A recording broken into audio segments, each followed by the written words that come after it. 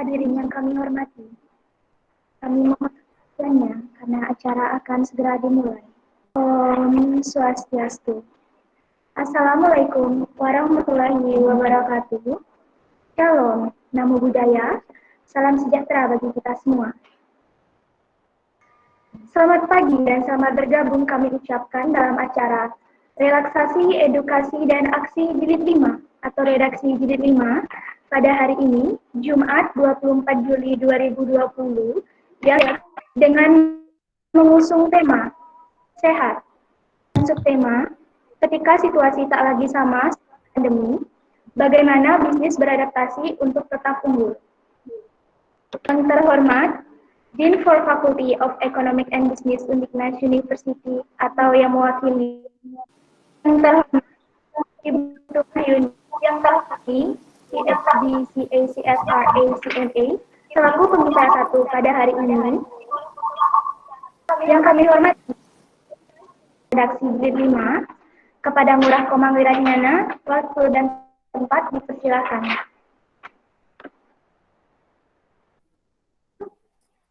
Om Swastiastu. Assalamualaikum warahmatullahi wabarakatuh. Salam Namo Buddhaya. Salam sejahtera bagi kita semua. Ya, Swastiastu. Yang terhormat, Dean for Faculty of Economic and Business Uniknas University atau yang mewakili. Yang terhormat, Ibu Luh Putu Mahyuni PhD CA CSRA CMA selaku pembicara satu pada hari ini. Yang terhormat, Ibu Gina Daswena SE MSI AK CA CSRA GPA ASEAN selaku pembicara dua pada hari ini. Yang kami hormati, Director for Student Affairs and Alumni Uniknas University, Lembaga Penelitian dan Pengembangan pada Masyarakat Uniknas University, Head of Department of Accounting Uniknas University, Dewan Perwakilan Mahasiswa Uniknas Denpasar, Badan Eksekutif Mahasiswa Pemerintahan Mahasiswa Uniknas Denpasar, Badan Perwakilan Mahasiswa Fakultas Ekonomi dan Bisnis Uniknas Denpasar, Badan Eksekutif Mahasiswa Fakultas Ekonomi dan Bisnis Uniknas Denpasar, Himpunan Mahasiswa Jurusan Manajemen Uniknas Denpasar, Dewan Pembina Himpunan Mahasiswa Jurusan Akuntansi Uniknas Denpasar, dan tak lupa juga seluruh panitia pelaksana kegiatan serta seluruh peserta penyuluhan redaksi Jilid 5. Puji syukur kami panjatkan kehadirat Tuhan Yang Maha Esa, karena atas berkat rahmat-Nya kita dapat berkumpul dalam acara penyuluhan mahasiswa akuntansi pada hari ini, Jumat 24 Juli 2020, bertempat di web Google Meet yang mengusung tema Sehat, Spread Education with Happiness to Each Other. Dan subtema, ketika situasi tak lagi sama setelah pandemi, bagaimana bisnis beradaptasi untuk tetap unggul. Hadirin yang kami hormati, perlu kita ketahui bahwa kebersihan lingkungan merupakan hal yang tak terpisahkan dari kehidupan manusia dan merupakan unsur fundamental dalam ilmu kesehatan dan pencegahan. Yang dimaksud dengan kebersihan lingkungan adalah menciptakan lingkungan yang sehat sehingga tidak mudah terserang berbagai penyakit seperti COVID-19. Dengan merebaknya pandemi COVID-19 ini, masyarakat dituntut untuk dapat menerapkan PHBS, yaitu pola hidup bersih dan sehat, di mana masyarakat diharuskan menggunakan masker, mencuci tangan, dan menjaga jarak untuk mengurangi risiko bertambahnya pasien COVID-19. Tidak hanya itu, pandemi COVID-19 ini juga mengakibatkan krisis ekonomi di Indonesia, termasuk perusahaan di berbagai sektor yang terdampak.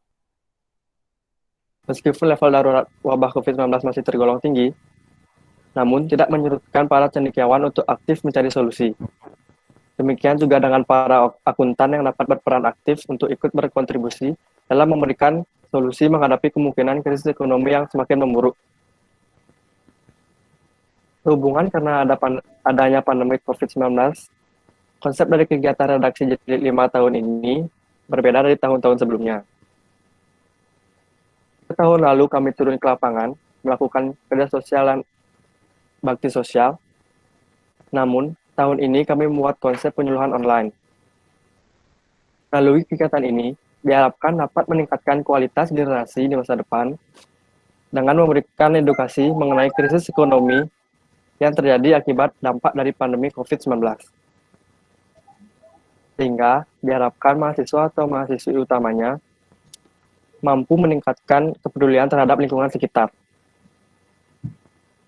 Adapun jumlah peserta penyuluhan pada hari ini, yaitu 210 orang yang terdiri dari mahasiswa dan dosen Uniknas Denpasar. Kita juga mengundang narasumber yang sudah berpengalaman dan berkompeten di bidangnya, yaitu dari dosen Uniknas Denpasar. Selamat datang Ibu Luhputu Mahyuni, dan selamat datang Ibu Gina Dasprena. Saya selaku Ketua Pelaksana Relaksasi Edukasi dan Aksi Jilid 5, pada kali ini berharap penyuluhan ini memberikan manfaat bagi kita semua. Hadirin yang kami hormati, demikianlah yang dapat saya sampaikan.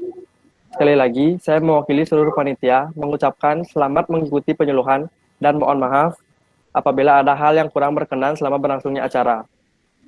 Akhir kata, saya tutup dengan Parama Santi. Om, Santi, Santi, Santi, Om. Wassalamualaikum warahmatullahi wabarakatuh. Salam Namo Buddhaya. Salam sejahtera bagi kita semua. Om Santi, Santi, Santi, Om. Hadirin sekalian, selanjutnya sambutan dari Dean for Faculty of Economic and Business International dengan cara mengetuk meja sebanyak 3 kali. Untuk Ibu Sri Ayu Agung Omika Dewi, SEMS AKCA, dengan hormat, waktu dan tempat dipersilahkan. Baik, terima kasih. Selamat pagi kembali saya ucapkan kepada Bapak, Ibu, dosen FEB semuanya. Sangat berbahagia sekali ya, saya bangga sekali bisa melaksanakan webinar pada pagi hari ini dengan 2 orang narasumber yang sangat luar biasa ya. Kita punya 2 orang narasumber pada pagi hari ini, ada yang pertama ada Ibu Luhputu Mahyuni, PhD CSRA CMA. Saya bacakan sedikit terkait dengan CV beliau ya. Jadi beliau adalah Associate Professor Accounting Undiknas Denpasar, juga selaku Sustainable Business Consultant INSITA. Beliau menyelesaikan pendidikan S1 pada program akuntansi Universitas Udayana, program master bidang manajemen keuangan di Universitas Gadjah Mada, dan program Doctor of Philosophy PhD bidang akuntansi di Curtin University Western Australia. Ibu Mahyuni juga pernah mengikuti beberapa eksekutif program di Maastricht School of Management, The Netherlands, antara lain Financial Management for Non-Financial Manager dan Sustainable Business Development. Beliau juga ada beberapa sertifikasi profesi ya, memiliki beberapa sertifikasi profesi, itu antara lain sertifikasi profesi bisnis berkelanjutan, yaitu Certified Sustainability Practitioner atau CSP, Certified Sustainability Reporting Specialist atau CSRS, dan Certified Sustainability Reporting Assurance atau CSRA. Kemudian ada sertifikasi profesi akuntan manajemen, yaitu Certified Management Accountant atau CMA Australia. Ibu Mahyuni juga banyak melakukan penelitian terkait praktik ekonomi dan bisnis berkelanjutan. Pada saat ini, beliau sedang terlibat proyek penelitian bersama para pakar kelautan dan pariwisata dari UK terkait konservasi biota laut dan pengembangan ekoturism di Singaraja. Kemudian Bu Mahyuni juga terlibat dalam membantu perusahaan mengembangkan modal bisnis berkelanjutan melalui konsultan bisnis berkelanjutan INSITA. Demikian CV singkat dari Bu Luhputu Mahyuni.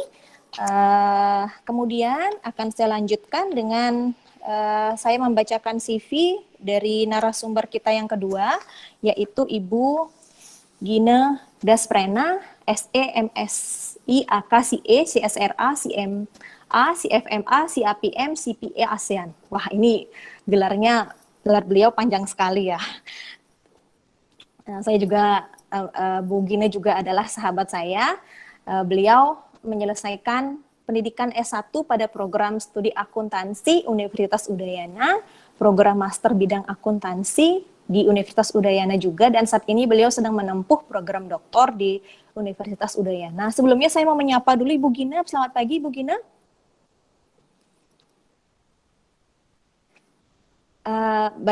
Jadi di sini ada beberapa sertifikasi profesi yang telah dimiliki oleh Bu Gina, itu antara lain adalah sertifikasi profesi bisnis berkelanjutan, yaitu Certified Sustainability Reporting CSP.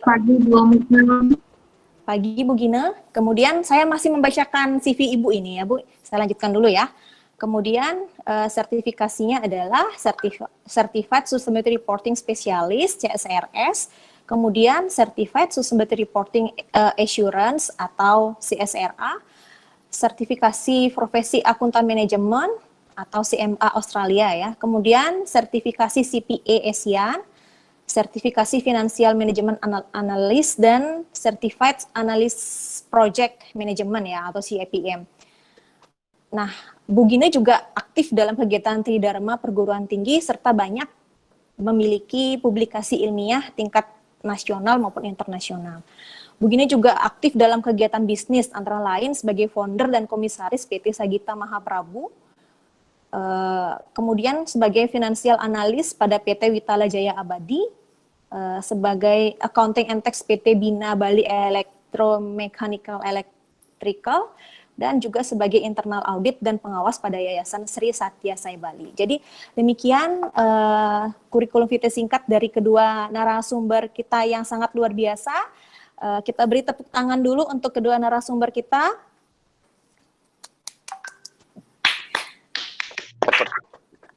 Ya, tepuk tangan. Terima kasih Bapak dan Ibu. Selanjutnya saya persilahkan kepada Ibu Luh Putu Mahyuni terlebih dahulu untuk memberikan materi, kurang lebih waktunya 30 menit. Kami persilahkan Ibu untuk memulai presentasinya. Baik, terima kasih waktunya Bu Omika. Om Swastiastu. Om Swastiastu. Assalamualaikum warahmatullahi wabarakatuh. Salam sejahtera untuk kita semua. Shalom. Namo Buddhaya. Jadi seperti Bu Gomika, saya juga sangat bahagia hari ini bisa berada dalam seminar bersama para dosen Fakultas Ekonomi dan Bisnis. Bisa dikatakan hampir sebagian besar ikut ya Bu Gomika ya. Bersama mahasiswa akuntansi juga. Jadi senang sekali hari ini saya mau sapa beberapa dosen senior yang berkenan bergabung, Pak Gomoke, Pak Sanice jauh-jauh dari Singaraja, Pak Dunia, Pak Dante. Terima kasih Bu. Ada beberapa yang saya lihat ini Pak Rasmenadi, Bu Mulyadi, Bu Suryanti, Bu Sunaryani, Pak Alit Sumantri, Bu Wirati, Bu Jayanti, Bu Dayoke Martini, Bu Diautari, Bu Eli, Bu Desa Sekarnasi, luar biasa semangat sekali. Mohon izin para senior tiang akan memulai diskusi ya, jadi istilahnya bukan presentasi, mungkin lebih banyak ke memulai diskusi mantan, kita berdiskusi istilahnya, jadi memang sharing. Forumnya memang forum pengabdian, sosialisasi, tapi mungkin yang tiang sampaikan lebih kepada untuk memicu kita berdiskusi lebih jauh bagaimana kita berkontribusi bagi masyarakat sebagai institusi pendidikan tinggi. Terus ada juga dosen-dosen muda yang sangat semangat ya, ada beberapa saya lihat Bu Kori, Bu Yuni, Bu Ebi, Bu Nana, dan cukup banyak, bisa saya sebutkan satu persatu. Terima kasih, senang sekali kita bisa berada dalam satu forum seminar yang luar biasa ini bersama adik-adik mahasiswa HMJ Akuntansi juga yang sudah punya track record sebagai penyelenggara seminar besar, luar biasa, salut. Dan acara ini juga disiarkan live melalui YouTube ya, mudah-mudahan nanti dengan cara begini kita bisa memberi impact yang lebih besar kepada masyarakat. Oke, saya dikasih tahu panitia katanya waktunya singkat, hanya 20 menit ya, mudah-mudahan berkenan. Mohon izin para dosen senior tiang untuk tiang memulai proses diskusi. Bapak Ibu dosen sekalian semua, adik-adik mahasiswa, mohon izin untuk menayangkan materi presentasi. Sudah. Ya, baik. Ini topik yang menarik sekali ketika situasi tak lagi sama setelah pandemi, bagaimana bisnis beradaptasi untuk tetap unggul. Gitu. Jadi contoh sederhana secara pribadi aja mungkin karena pandemi kita penularannya ke antar manusia, jadi kita dipaksa dalam tanda petik untuk diam di rumah selama sekian bulan. Mulai dari bulan Maret itu ya tidak banyak beraktivitas di luar. Kemudian sekarang udah mulai new normal gitu ya. Perubahan yang paling sederhana sekali mungkin di antara Bapak Ibu atau adik-adik ada yang merasa setiap pagi drama, kita coba baju kok nggak cukup, coba celana nggak cukup, itu paling sederhana ya. Perubahan yang paling sederhana kok tambah berbobot gitu ya, makin berbobot. Tapi kemudian kalau kita lihat yang lebih besar situasi makro nasional itu cukup banyak yang berubah termasuk juga situasi global. Panitia mohon yang slide berikutnya, next. Ya, Ini ada beberapa yang saya sarikan dari beberapa sumber, antara lain ini hasil survei dari McKinsey yang melibatkan 45 negara di dunia, termasuk Indonesia di dalamnya. Dan saya sarikan juga dari materi Harvard Business Review, ada beberapa tren makro nasional dan global. Sedikit sharing, mungkin ini perlu dipahami oleh kita semua, termasuk juga dunia bisnis, karena ini sangat berdampak terhadap ekonomi dan bagaimana bisnis itu dapat menyesuaikan. Pertama, yang paling nyata adalah adanya perubahan shift to value and essentials. Ini maksudnya adalah ketika pandemi ini, banyak orang yang kehilangan pekerjaan, seperti disampaikan Bu Gongomika tadi. Terus kalau nggak kehilangan pekerjaan, dia dirumahkan sementara dengan penghasilan yang setengahnya, misalnya. Apalagi Bali kan terasa sekali, tergantung dari pariwisata, banyak hotel yang tutup. Nah, akhirnya banyak orang yang nggak kehilangan daya belinya, gitu. Jadi memiliki daya beli yang lemah, sehingga mereka mengubah prioritasnya. Kalau dilihat dari piramida Maslow, Bapak Ibu mungkin sudah terbiasa, dosen sudah terbiasa mengajar piramida Maslow, itu kebutuhan yang paling dasar dulu dipenuhi, kemudian kebutuhan keamanan, kebutuhan sosial, kemudian harga diri dan aktualisasi diri. Nah, selama ini ketika ekonomi booming, orang bersedia membayar mahal untuk baju bermerek hanya untuk menunjukkan, oh saya beda gitu. Jadi aktualisasi diri. Orang mau mengeluarkan lebih hanya untuk segelas kopi, tapi di tempat yang elit bisa berharga ratusan ribu gitu. Tapi sekarang karena kondisi seperti ini, dia piramida Maslow-nya dia turun lebih kepada hal-hal mendasar. Jadi hal ini perlu dipahami oleh bisnis, sehingga lebih kepada pemenuhan kebutuhan pokok dulu, makanan, kemudian kesehatan, itu menjadi prioritas. Terus itu dampaknya jelas kepada berbagai sektor, tentu saja yang bergerak di pariwisata sangat terdampak sekali. Terus yang bergerak di bidang fashion yang bergerak di bidang fashion tentu harus menyesuaikan, tidak bisa mengandalkan lagi fashion yang terlalu banyak detail sehingga harganya mahal. Jadi menyesuaikan dengan kantong ekonomi masyarakat sekarang. Terus perubahan yang kedua adalah shock to your loyalty, artinya adalah terdapat goncangan terhadap kesetiaan terhadap suatu merek tertentu. Itu jadi Bapak Ibu mungkin selama sebelum pandemi ada memiliki kesetiaan terhadap sabun tertentu, misalnya baju tertentu, brand tertentu lah. Tapi kemudian kok tiba-tiba setelah pandemi nggak ada lagi barangnya gitu. Kenapa? Oh ternyata karena ada supply chain disruption, ada gangguan dalam proses supply chain penghantaran barang dan jasa. Itu disebabkan karena apa? Karena banyak negara itu mulai menutup bordernya, perbatasannya. Itu sehingga terganggu, perdagangan terganggu. Biasanya barang dari Cina lancar ke Indonesia, kemudian bordernya ditutup, terganggu. Nah, kemudian ini muncul yang namanya deglobalization. Kalau dulu globalisasi, setiap barang kita bisa menikmati barang dari berbagai negara, dari mana saja. Nah, sekarang karena ada gangguan terhadap penghantaran barang, berubah menjadi deglobalization. Jadi cenderung barang dan jasa itu dihantarkan di antar negara itu sendiri. Dan bahkan ada kejadian terakhir itu ada APD itu yang dikirimkan dari Cina ke suatu negara tertentu, itu dibelokkan oleh Amerika karena masing-masing memiliki kepentingan sendiri. Misalnya setiap negara punya kepentingan memenuhi APD-nya gitu. Jadi mereka melindungi kepentingan diri sendiri dulu sebelum mereka ekspor keluar. Jadi akhirnya masing-masing negara mengutamakan kepentingannya sendiri dengan tidak melakukan ekspor keluar. Ini satu sisi menjadi gangguan bagi supply chain, tapi di sisi lain ini menjadi peluang bagi negara kita untuk memajukan produk-produk lokal kita. Gitu ya. Jadi karena ekspor impor terganggu, maka produk lokal kita akan lebih bisa diterima.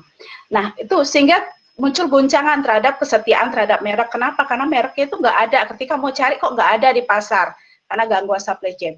Jadi akhirnya konsumen berpikir, oh saya mau berganti merek. Dah, ini kesempatan untuk masuk bagi bisnis-bisnis baru yang punya produk yang memenuhi kriteria value. Di situ beberapa kriteria. Value artinya memiliki nilai tertentu yang bisa diterima. Kemudian availability, tersedia.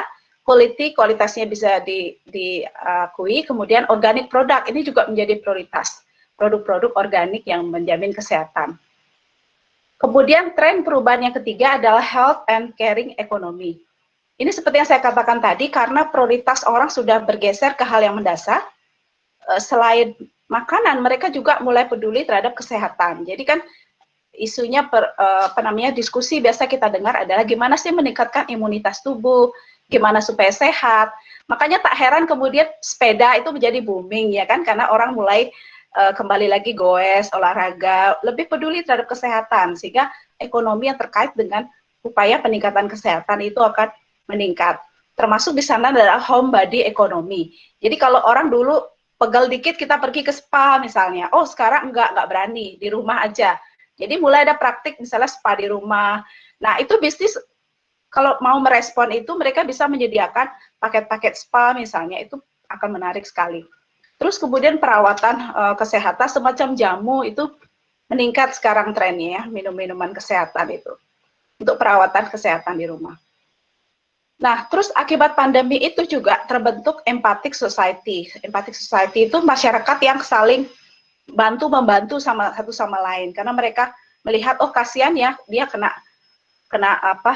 virus, kemudian ayo kita bantu sama-sama. Akhirnya terbentuk saling membantu satu sama lain. Dan terbentuk pola kolaborasi, itu positifnya. Terus kemudian tren yang terakhir adalah flight to digital and omnichannel. Ini yang paling nyata, seperti yang dikatakan Bu KPS tadi, Bu Gomomika. Sektor pendidikan yang paling terasa sekali karena setelah pandemi ini tiba-tiba nggak boleh ada pertemuan tatap muka. Akhirnya seminar, workshop, kuliah semua dilakukan secara online. Termasuk juga orang mulai berbelanja secara online. Terbentuk pola kebiasaan work and study from everywhere. Terus kemudian ada juga stay at home lifestyle. Gitu. Jadi contoh sederhana aja, tadi kita seminar barusan pada saat memulai itu ada background suara ayam berkokok. Itu suatu fenomena yang unik ketika muncul adanya stay at home lifestyle. Ketika rapat, misalnya rapat pimpinan, kok tiba-tiba anak muncul di belakang seperti itu. Akhirnya kan mau tidak mau menjadi suatu normal baru di dalam perusahaan yang mau tidak mau harus diterima, sehingga tidak lagi bisa saklek ya. Jadi seperti tidak ada batasan lagi antara kapan bekerja kemudian hidup dan urusan keluarga, itu menjadi satu, sehingga di satu sisi ada efisiensi di sana, tapi di sisi lain juga ada tantangan, terutama bagi para ibu-ibu mungkin ya, karena dia di tempat yang sama dia harus mengurus anak, tiba-tiba anaknya yang biasa diajarin guru sekarang dia harus ngajarin anaknya juga, jadi ada stres lebih di situ. Di satu sisi memang bisa bekerja dari mana aja, tidak perlu habiskan waktu di jalan, cukup ketika harus mengajar tinggal pindah ruangan, itu udah ngajar misalnya kan. Cuman ya tantangannya seperti itu gitu. Jadi dari sisi bisnis gimana? Bisnis mau tidak mau harus menyesuaikan, karena semuanya harus diantarkan secara digital, produk jasa diantarkan secara digital. Ketika produk jasa kita tidak bisa dicari melalui media sosial, maka itu pertanda buruk, penjualan kita akan terganggu gitu. Sehingga ini adalah tantangan bagaimana caranya supaya seluruh bisnis bisa bertransformasi secara digital. Nah, peran kita apa perguruan tinggi untuk dalam proses transformasi ini? Jelas sekali karena UMKM ini sangat terdampak. Beda dengan krisis pada tahun 98, itu memang ekonomi turun sangat dalam, tapi UMKM tidak begitu terdampak. Kenapa? Karena pada saat itu krisis keuangan. Yang paling terdampak adalah perusahaan raksasa yang besar-besar yang memiliki banyak utang di luar negeri. Tapi UMKM kita sangat survive. Tapi sekarang tidak, sampai UMKM pun terdampak semua. Kenapa? Karena yang terpengaruh adalah mobilitas orang ini yang terpaksa dibatasi. Begitu orang semua diam di rumah, akhirnya ekonomi nggak bergerak gitu. Jadi semua tidak bisa bergerak. Maka di sini perlu sekali peran perguruan tinggi untuk turun membantu UMKM. Gimana caranya supaya mereka bisa tetap survive dengan cara bertransformasi ke platform digital gitu, seperti itu. Jadi sebentar detail saya akan jelaskan. Oke, lanjut. Ini perubahan yang terjadi. Next. Terus gimana bisnis beradaptasi? Itu pertanyaan kedua. Perubahannya seperti itu tadi, berapa poinnya? Beradaptasinya seperti apa? ada beberapa tahapan yang strategi yang perlu dilakukan pada masa krisis. Tentu saja tahap pertama adalah respon. Kita harus merespon segera. Ini krisis nih, tiba-tiba nggak ada penjualan. Gimana kita ngerespon? Itu harus segera. Terus kemudian recover. Setelah mulai ada penjualan pelan-pelan, gimana caranya supaya kembali kepada kondisi yang sebelumnya.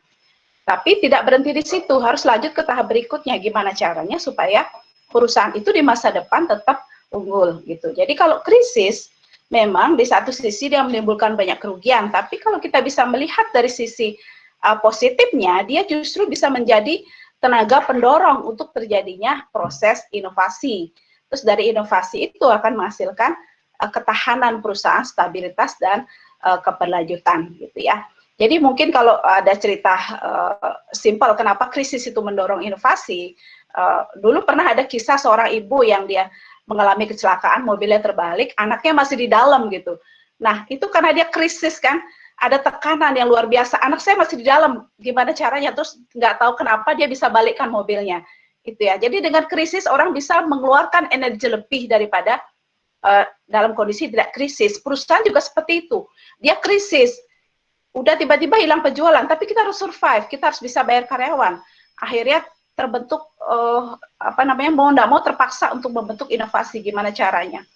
Oke, saya berikan ilustrasi berikutnya. Next, kalau diibaratkan krisis adalah ketika kapal itu sedang berada di tengah badai, itu jadi lingkungan seperti sekarang, kondisi ekonomi sekarang itu disebut lingkungan yang mengalami VUCA ya, volatility artinya perubahan cepat sekali.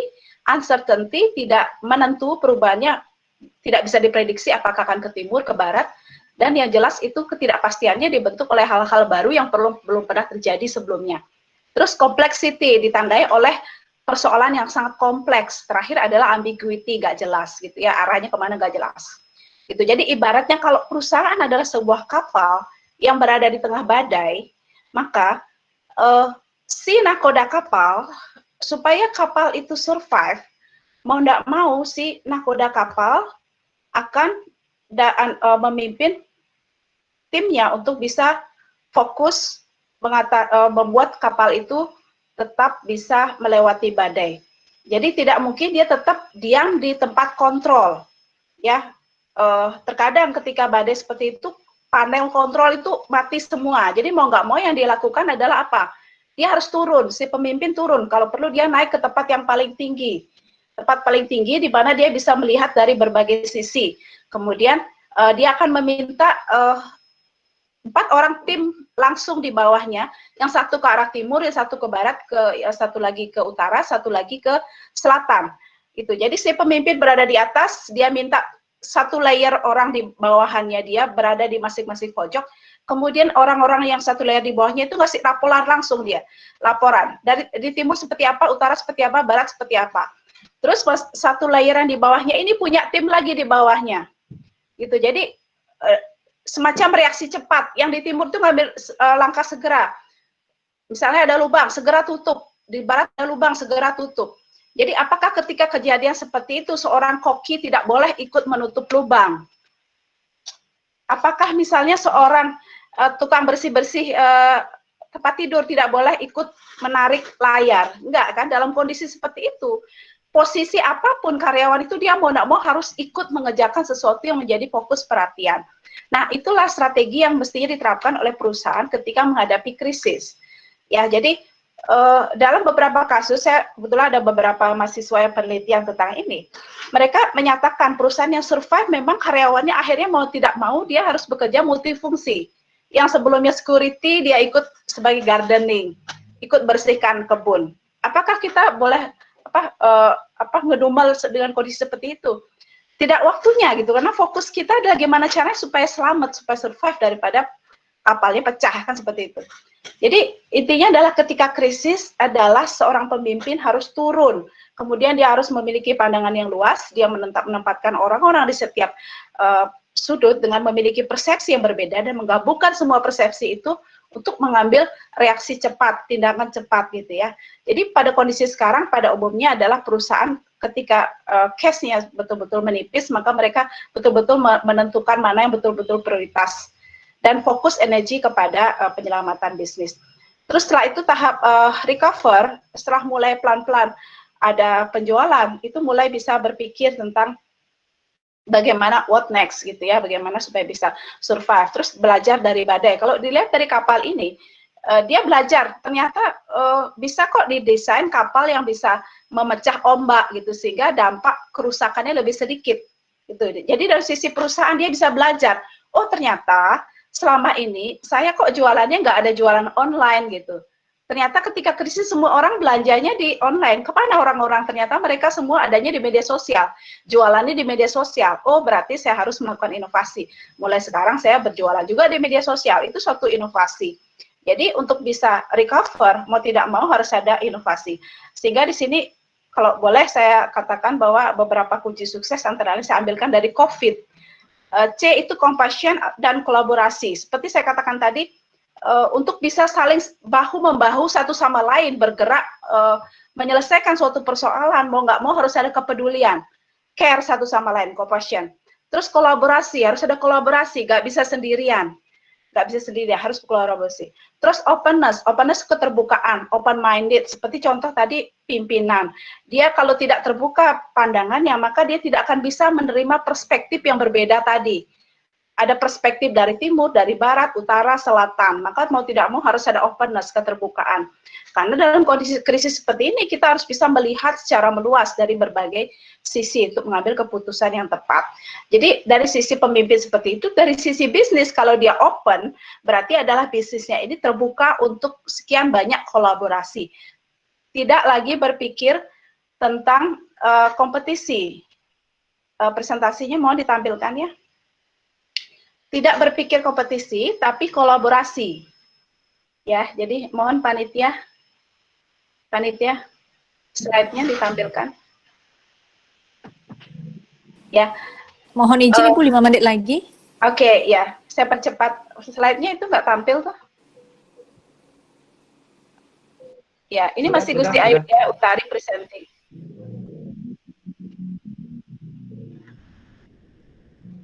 Oke, sudah tampil lagi? Mau slide-nya panitia? Ya, oke, saya percepat. Ini kan waktunya singkat. Terus akhirnya bagaimana dengan kondisi krisis seperti ini? Maka mau tidak mau kita butuh strategi yang berbeda. Karena kondisinya adalah yang terjadi sekarang tidak pernah terjadi sebelumnya. Jadi sehingga kita tidak bisa lagi merumuskan strategi dengan cara belajar dari masa lalu. Itu. Jadi kalau dilihat kurva itu, lingkaran-lingkaran itu bisa dilihat perlu ada perubahan paradigma. Tidak lagi belajar dari masa lalu, tapi belajar dari masa depan gitu. Learning from the future. Itu strategi yang perlu dilakukan untuk mengatasi kondisi yang serba tidak menentu dan banyak hal baru yang belum pernah terjadi sebelumnya.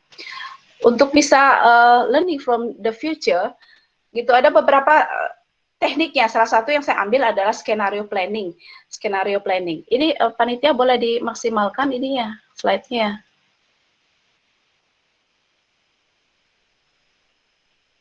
Skenario planning. Panitia boleh dimaksimalkan slide-nya, enggak kelihatan itu slide-nya.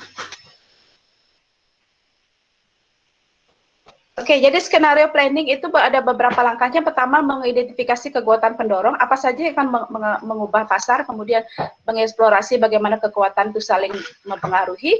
Ketiga, membayangkan berbagai kemungkinan di masa depan akibat adanya interaksi berbagai kekuatan. Yang keempat, menyelesaikan model bisnis. Dan yang kelima, merumuskan strategi berdasarkan model bisnis yang baru.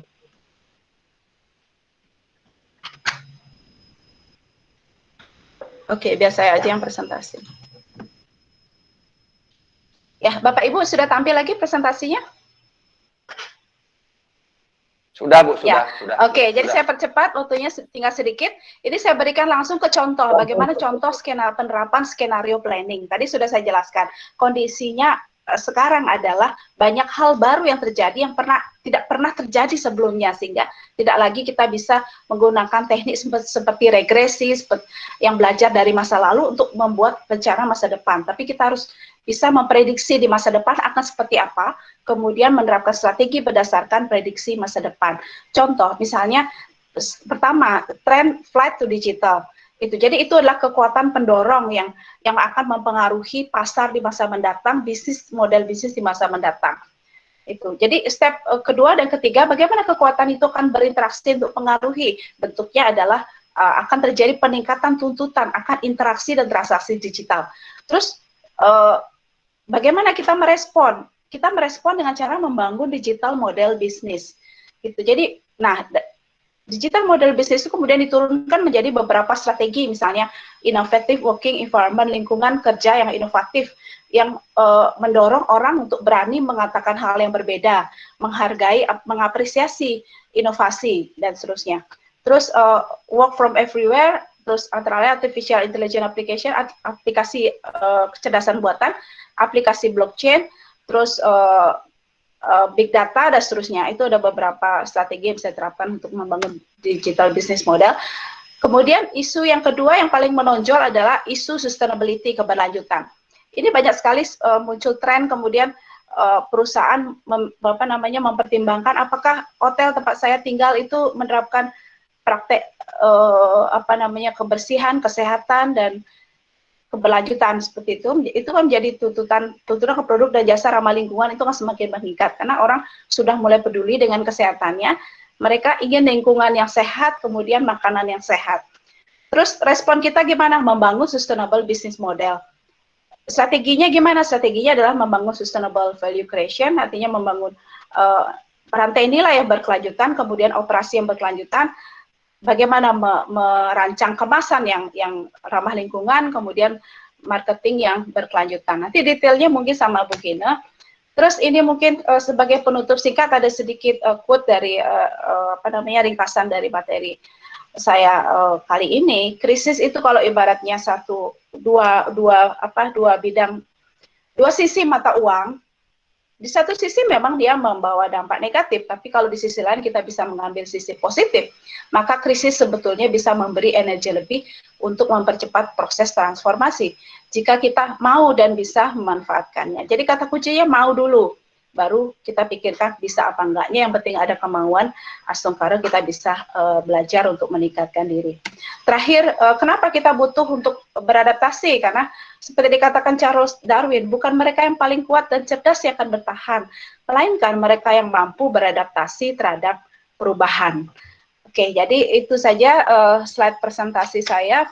Semoga dapat memicu diskusi lebih jauh. Jadi mungkin intinya dari apa yang saya sharingkan adalah kita untuk menjadi bahan masukan bersama bahwa pada saat ini UMKM sangat membutuhkan bantuan berbagai pihak. Kolaborasi yang disebut dengan pentahelix, di mana ada perguruan tinggi, masyarakat, pemerintah, kemudian juga bisnis itu bekerja bersama-sama untuk membantu usaha mikro, kecil, menengah yang terdampak gitu. Jadi kalau bentuk pengabdian mungkin bisa bentuknya bagaimana kita membina UMKM untuk membantu mereka membuat kemasan yang ramah lingkungan, kemudian membantu mereka bertransformasi ke bentuk digital, membantu mereka melakukan pemasaran melalui media sosial. Jadi banyak sekali hal-hal yang bisa kita kembangkan di sana. Termasuk juga terlibat dalam pengembangan kreatif ekonomi, karena kita pariwisata Bali ini bisa dijadikan sebagai momentum untuk mengembangkan sektor-sektor lain, tidak lagi bergantung penuh pada pariwisata. Kita punya ekonomi kreatif, kita punya potensi terhadap ekonomi digital, jadi kita bisa masuk di sana. Baik, terima kasih. Waktunya saya kembalikan kepada moderator. Baik, terima kasih Ibu Mahyuni. Kita beri aplaus dulu untuk narasumber kita. Ya. Saya suka dengan kata-kata yang terakhir ini. Bukanlah mereka yang paling kuat dan cerdas yang akan bertahan, melainkan mereka yang mampu beradaptasi terhadap perubahan. Nah, saya setuju sekali dengan kata-kata yang terakhir tadi, Ibu. Sangat luar biasa sekali pemaparannya. Terima kasih. Silahkan selanjutnya adalah kita beranjak ke narasumber kita yang kedua, Ibu Gina Dasprena, untuk memulai pemaparannya. Saya persilahkan kepada Ibu Gina Dasprena. Selamat pagi, Om Swastiastu. Om Swastiastu.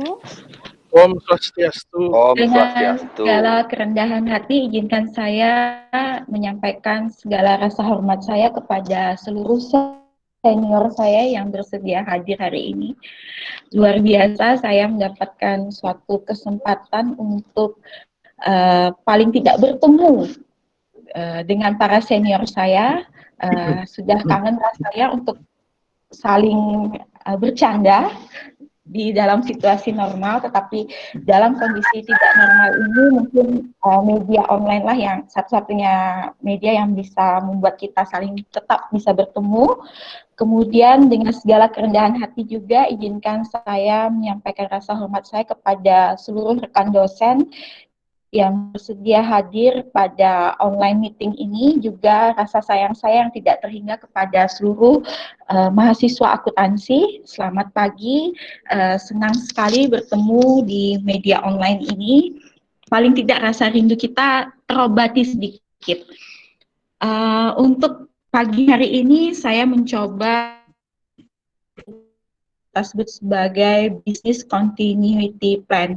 Sebenarnya apa yang saya paparkan ini masih jauh dari sempurna, jadi saya harapkan dari rekan-rekan dosen serta senior saya dengan segala kerendahan hati, sekali lagi saya mohon paling tidak bolehlah dikoreksi atau ditambahkan nantinya. Oke, panitia next. Panitia next. Oke, saya mulai dari satu quotes yang luar biasa. Uncertain condition. When you are at the top of the world or the most powerful nation on the earth, the most successful company in your industry, the best player in your games, your very power, success might cover up the fact that you are already on the part of decline. But the question is, how would you know? Jadi ketika kita sadar, apapun itu, suatu negara yang paling kuat di dunia, suatu company yang paling kuat, atau suatu klub yang paling hebat di dalam suatu game saat ini, maka next step-nya adalah decline. Dan saat ini kita ada di dalam suatu situasi di mana pada saat yang bersamaan, baik itu the most powerful nation, atau nation yang tidak powerful, atau the most successful company, atau bahkan company yang belum pada kategori sukses, akan siap-siap untuk memasuki masa decline. Kita mulai dari quotes ini. Next.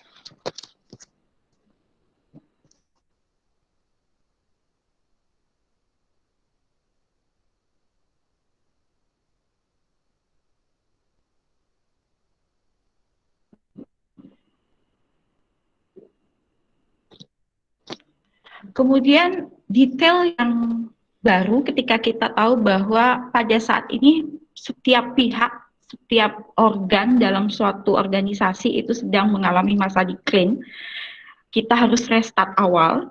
Terus yang harus kita lakukan adalah bagaimana menyesuaikan keadaan kita menjadi suatu business continuity planning. Bagaimana suatu entitas mengatur ulang details baru mengenai resiko mereka, strategi mereka, serta analisis dari resiko serta strategi yang ada, strategi baru dan resiko baru ini terhadap dampak bisnis mereka ke kehidupan berikutnya. Jadi dalam business continuity plan, kita bisa mengetahui bahwa di dalamnya kita akan mengolah tentang bagaimana bisnis berniat merespon suatu kejadian, dalam hal ini kejadian pandemi, kemudian apa yang harus kita lakukan untuk setting atau recovery plans-nya, dan menetapkan kebijakan atau prosedur untuk mengolah staff dan komunikasi bagi suatu BCP yang baru. Next. Oke, kita ada pada fase nantinya post-pandemic plan, di mana kita ada fase prevention, preparedness, terus kemudian respon dan recovery. Sama seperti yang disebutkan oleh Ibu Mahyuni terlebih yang sebelumnya, bahwa kita akan mulai pada fase prevention, di mana tadinya kita tidak menganggap bahwa suatu bisnis bisa dijalani oleh suatu entitas kita, tetapi karena kejadian COVID atau kejadian pandemi, banyak hal yang tadinya tidak kita kita saat ini. Misalnya, tadinya kita tidak menganggap bahwa Zoom itu merupakan suatu entitas yang bisa berkembang. Tetapi karena kejadian pandemik, Zoom bisa menjadi suatu entitas yang dimanfaatkan oleh banyak orang dan menghasilkan keuntungan yang tidak kita duga sebelumnya. Hal yang serupa juga terjadi pada Netflix. Tadinya kita tidak menyangka bahwa Netflix itu akan menjadi suatu bentuk incaran pajak baru bagi Indonesia. Mengapa bisa menjadi incaran pajak baru? Itu hanya karena Netflix yang tadinya bukan merupakan suatu pesaing atau merupakan pesaing yang lower pada bisnis hiburan Indonesia, tetapi saat ini sudah menjadi dominan, bisnis yang dominan di pasar hiburan Indonesia. Next, bisa dilanjutkan mungkin? Saya agak percepat. Oke, kita mulai dari elemen bisnis continuity plan karena saya akan menjelaskan lebih detail tentang apa yang dijabarkan oleh Ibu Yuni tadi. Perencanaan manajemen risiko pada fase post pandemi nantinya harus dimulai dari bagaimana usaha mengidentifikasikan risikonya. Karena kita tahu bahwa pada dasarnya tidak ada satupun perusahaan tidak ada COVID-19 dan tidak ada 99% perusahaan yang mengalami kegagalan akibat pandemi COVID-19 ternyata tidak direcovery dengan layak oleh assurance. Jadi tidak ada assurance yang mau mengcover keberadaan kerugian akibat COVID-19 ini sendiri. Jadi yang pertama harus kita lakukan mulai menghitung ulang atau mengidentifikasi risiko ulang. Risiko kita di pemaparan pertama kita mulai dari bagaimana suatu perusahaan learning from the future. Jadi kita harus mulai meninggalkan bahwa apa-apa yang kita saat ini kita harus mengidentifikasi resiko yang mungkin terjadi di masa depan, walaupun tidak seluruhnya bisa kita akomodir. Kemudian kita harus menilai ulang dampak dari risiko masa depan itu, dan baru kemudian mengembangkan strategi atau pack of strategic untuk mengatasi dampak risiko baru terhadap keberlangsungan bisnis kita. Kemudian setelah melaksanakan manajemen risiko, hal yang lainnya yang harus kita perhatikan adalah business impact analysis-nya. Bagaimana kita mengidentifikasikan kegiatan yang mampu mendukung kontinuitas usaha. Saya lebih tertarik pada kata kontinuitas bisnis atau kontinuitas usaha, karena pada saat ini hal yang paling mendasar adalah bagaimana kita tetap continue terlebih dahulu sebelum kita nantinya bisa sustain. Walaupun banyak hal yang menyatakan bahwa kontinuitas bisnis ini mampu tercover jika kita mulai berpikir tentang sustainability bisnis. Kemudian yang berikutnya adalah bagaimana kita menyusun prioritas kegiatan operasional, karena kita tidak mungkin bisa mengandalkan data masa lampau, karena data masa lampau itu sudah terdistap sedemikian rupa oleh keberadaan resiko pandemi COVID ini. Next. Kemudian kita juga harus punya incident response plan selain risk yang tadi saya sebutkan, karena bagaimanapun ternyata keadaan di luar sana itu VUCA. Jadi keadaan di luar sana itu di luar kendali. Sehingga paling tidak saat ini suatu bisnis harus berusaha untuk mengurangi kerugian, bukan lagi mendapatkan keuntungan maksimum tujuan kita, tetapi bagaimana meminimalisir kerugian kita. Karena siapapun di dunia pada saat ini 99% dari entitas itu sedang dalam posisi tidak menguntungkan. Jadi fokus atau goal utama kita saat ini adalah bagaimana kita mengurangi kerugian pada saat pandemi. Dan bagaimana mengatasi kerugian ini setelah fase pandemi itu selesai. Kemudian ada recovery plan, di dalam recovery plan ini bertujuan untuk mempersingkat masa chaos, karena kita tahu semua bahwa saat ini kita ada dalam masa chaos, dan bagaimana kemudian hal-hal yang kita lakukan setelah masa chaos itu mampu paling tidak meminimalisir kerugian atau paling tidak mampu menutupi keadaan break-even point kita. Dan bagaimana kerangka waktu yang ditetapkan untuk kembali ke tatanan operasional normal. Ini yang terakhir, bagaimana setelah kita mampu mengatasi segala bentuk kerugian, kita mampu masuk ke tatanan operasional normal. Itu harapan kita untuk elemen business continuity plan. Next. Oke, apa yang harus kita olah? Kita bisa mengolah dua hal dari kegiatan usaha, tangible asset dan intangible asset. Jika tatanan lama kita hanya fokus kepada keberadaan tangible asset, bagaimana suatu perusahaan bisa bergerak jika dia punya gedung yang layak, atau bagaimana perusahaan bisa bergerak jika dia punya sumber daya yang bekerja di dalam gedung itu, melayani customer dan sebagainya. Tetapi di new view, di suatu pandangan baru, the most powerful things is intangible asset. Jadi hal yang paling penting itu adalah intangible asset. Kita bisa bayangkan bagaimana keberadaan human capital, social capital, dan organizational capital itu nantinya mampu meng-coverage segala bentuk kebutuhan perusahaan, mampu paling tidak membuat sustainability perusahaan yang sedang mengandalkan intangible asset ini tidak memiliki tangible asset yang memadai atau sebesar nilai perusahaannya. Kita bisa lihat misalnya Facebook tidak memiliki tangible asset sebesar nilai atau angka pada harga perusahaannya dibandingkan dengan tangible asset yang dia miliki. Itu juga dengan Gojek atau Grab, contoh di Indonesia. Oke, next. Saya agak percepat sedikit. Next. Oke. Kalau tadinya kita kembali sedikit ya. Kembali satu lagi. Oke, kalau tadinya kita berpikir bahwa pekerjaan mandatori kita adalah hal yang paling utama. Jadi kita, kalau misalnya saya sebut dari sisi sudut pandang akuntan, kita berusaha mengumpulkan data, kemudian mengolah data, kemudian menyajikan pelaporan keuangan, itu merupakan pekerjaan utama kita. Pada saat ini, pekerjaan utama seorang akuntan mungkin sudah menjadi bergeser.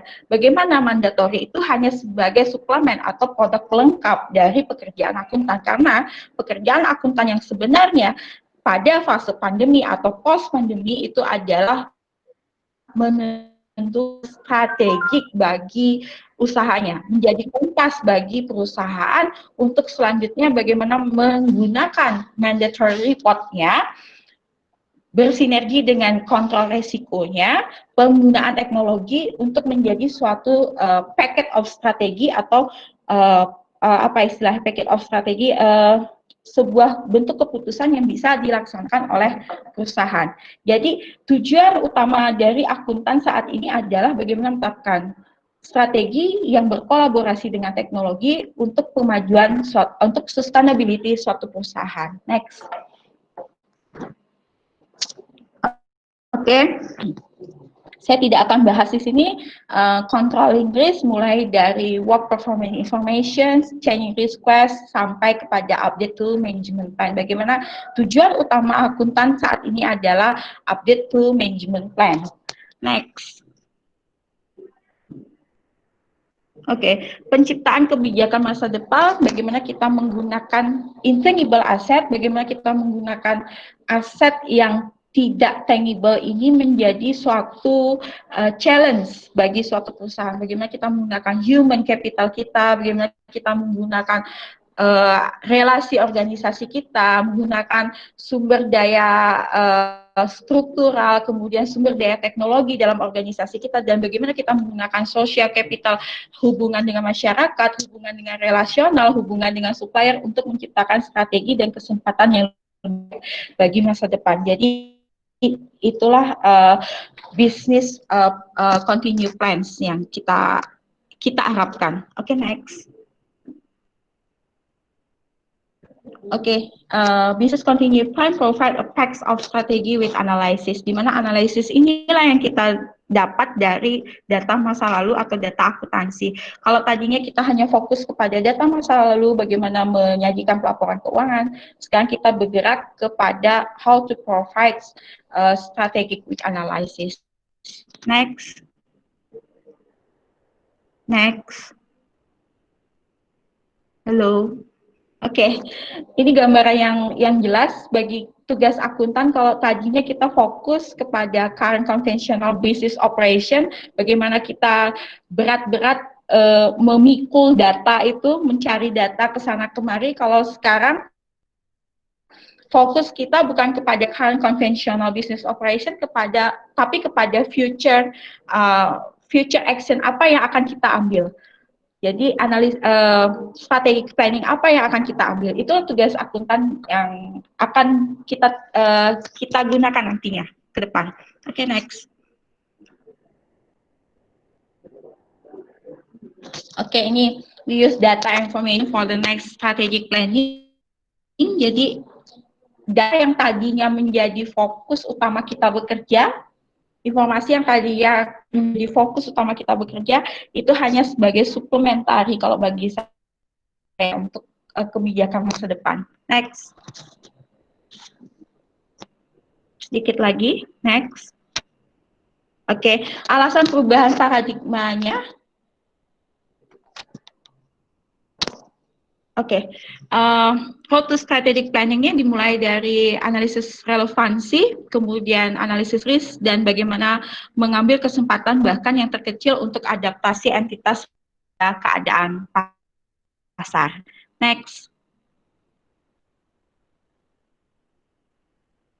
Next. Oke, the real goals-nya adalah globalisasi, bagaimana mencapai tujuan pasar secara global. Paling tidak bagaimana kita bertahan di pasar yang merupakan pasar globalisasi. Jadi goal kita adalah pada agility dan pada sustainability, karena ketika kita globalisasi tanpa diikuti dengan agility atau keagilan atau kemampuan beradaptasi, kelincahan entitas pada mengelola resource, kita tidak akan mencapai keadaan yang sustain. Keadaan sustain itu adalah bagaimana kemampuan bertahan dalam menyeimbangkan keberadaan laba dengan perencanaan lingkungan serta kontinuitas wilayah komunitas kita. Oke. Next. Mohon izin Ibu Gina, waktunya masih 5 menit. Oke, ini irisannya, globalisasi, sustainability, dan agility. Next. Halo. Oke, kalau tadinya kita berpatokan pada data, kemudian pelaporan, kemudian penyajian pelaporan, kita akan berpatokan pada era baru kita akan berpatokan pada data, pelaporan, risk, pemetaan resource, lanjutannya pada sustainability entitas. Next. Oke, sekian dari saya. Mungkin semoga bisa menjadi bahan diskusi kita selanjutnya. Oke, di akhir kata mohon maaf jika slide-nya masih carut-marut. Begitu juga pemaparannya yang mungkin disiapkan dalam waktu yang sesingkat-singkatnya seperti proklamasi kemerdekaan. Oke, terima kasih. Terima kasih Bu Gina atas pemaparannya. Saya setuju sekali dengan apa yang disampaikan oleh Bu Gina bahwa peran akuntan itu seiring dengan pandemi ini pasti mengalami pergeseran ya ataupun perubahan dan harus bisa beradaptasi. Termasuk juga mungkin bukan profesi akuntan saja, mungkin profesi-profesi yang lain juga harus bisa melakukan adaptasi terhadap perubahan yang terjadi saat ini akibat pandemi. Karena yang kekal itu adalah perubahan. Bisa saya sampaikan di sini seperti itu. Baik Bapak dan Ibu dosen yang saya hormati. Jadi itu sudah kita bisa lihat bersama di chat. Ada beberapa pertanyaan yang sudah disampaikan lewat chat ini. Yang pertama pertanyaan dari Pak Swidarma. Bapak, ini pertanyaannya ditujukan ke narasumber yang mana? Ke Bu Mahyuni atau Bu Gina?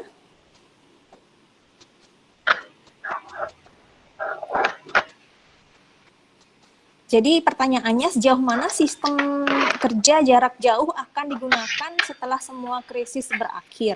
Kemudian yang kedua, apakah perusahaan akan kembali ke lingkungan kantor yang seperti semula? Nah, ini karena saya tidak tahu diarahkan kepada siapa pertanyaannya, mungkin saya bisa minta komen langsung ke Bu Mahyuni dan juga Bu Gina menurut pandangan Ibu bagaimana terkait dengan hal tersebut. Baik, terima kasih Pak Sudarmo untuk pertanyaannya. Jadi mohon izin untuk menjawab. Pertama, sejauh mana sistem kerja tidak gunakan jarak jauh masih digunakan. Jadi menurut pandangan saya, karena selama krisis itu banyak karyawan sudah mulai merasakan manfaatnya bekerja dari mana saja. Perusahaan juga merasakan manfaatnya. Mereka tidak perlu lagi sewa kantor, tidak perlu lagi investasi di gedung yang besar. Tampaknya jenis usaha yang sangat bergantung pada teknologi, kemungkinan besar mereka akan melanjutkan pola kerja seperti ini. Tapi tipe perusahaan yang mau tidak mau mengandalkan kepada human capital seperti dikatakan Bu Gina, perusahaan jasa seperti itu, yang memang pelayannya memang harus berhubungan langsung dengan konsumen, tentu saja tidak memungkinkan untuk jarak jauh. Jadi saya memprediksi bahwa kemungkinan akan ada entah seluruhnya bisa dari jarak jauh atau kombinasi dia. Sekalipun tipe perusahaan yang dia mengandalkan pelayanan langsung kepada konsumen, misalnya perhotelan atau rumah sakit, saya percaya back office-nya itu sebagian masih akan bisa dimungkinkan untuk bekerja jarak jauh karena mereka sudah mulai merasakan manfaatnya dengan sistem kerja jarak jauh dengan waktu kerja yang fleksibel, kemudian mungkin juga bisa lebih produktif. Yang jelas dari sisi perusahaan mereka akan lebih hemat untuk biaya kantor dan seterusnya, listrik, dan itu cukup banyak penghematannya. Jadi saya prediksi akan ada kombinasi. Sebagian yang berbasis teknologi, dia tentu saja bisa mempertahankan untuk bekerja dari mana saja itu dengan pola seperti itu, bisa hampir 100%.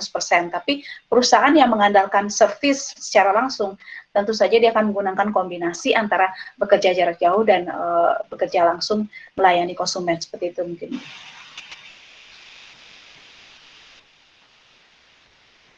Terima kasih Bu Mahyuni. Bu Gina mungkin ada yang mau disampaikan terkait dengan pertanyaan dari Pak Sudarmo? Terima kasih Pak Swi.